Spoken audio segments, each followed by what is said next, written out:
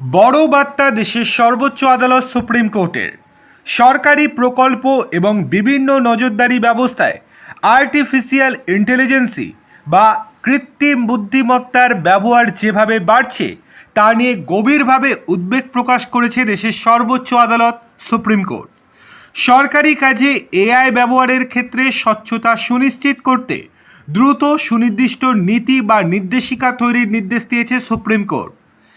এই দিন মহামান্য প্রধান বিচারপতি সূর্যকান্ত, বিচারপতি জয়মাল্য বাগচি এবং বিচারপতি ভি মোহনার সমন্বয়ে গঠিত বিশেষ বেঞ্চ একটি জনস্বার্থ মামলার শুনানিতে এই বিষয়ে কেন্দ্র এবং অন্যান্য সংশ্লিষ্ট পক্ষকে গুরুত্ব সহকারে পদক্ষেপ নেওয়ার পরামর্শ দেন।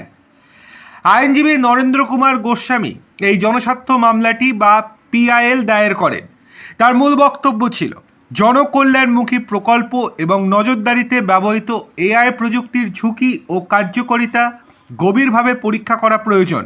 তিনি দাবি জানান এআইয়ের নৈতিক সীমা নির্ধারণ, পক্ষপাতিত্ব রোধে, বায়াস অডিট বা তথ্য সুরক্ষায় কঠোর নিয়ম তৈরি করতে একটি উচ্চ ক্ষমতা সম্পন্ন বিশেষজ্ঞ কমিটি গঠন করা হোক।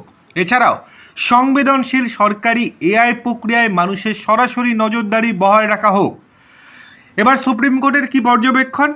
শুনানি চলাকালীন 3 বিচারপতির বেঞ্চ উল্লেখ করেছে বিষয়টি প্রযুক্তির গভীরতা এবং নীতি নির্ধারণের মতো অত্যন্ত সংবেদনশীল ক্ষেত্রের সঙ্গে জড়িত। আদালত আবেদনকারীকে এই বিষয়ে একটি পূর্ণাঙ্গ রিট পিটিশন দায়ের করার পরামর্শ দেয়। পাশাপাশি শীর্ষ আদালত স্পষ্টভাবে জানায় এআইয়ের অপব্যবহার ঠেকাতে এবং প্রযুক্তির সঠিক তদারকিতে উপযুক্ত সরকারি নীতি তৈরি করা অত্যন্ত জরুরি। চলতি বছরের ফেব্রুয়ারি মাসেও এই বিষয়ে সরকারকে অবগত করা হয়েছিল বলে আদালত স্মরণ করিয়ে দেয়।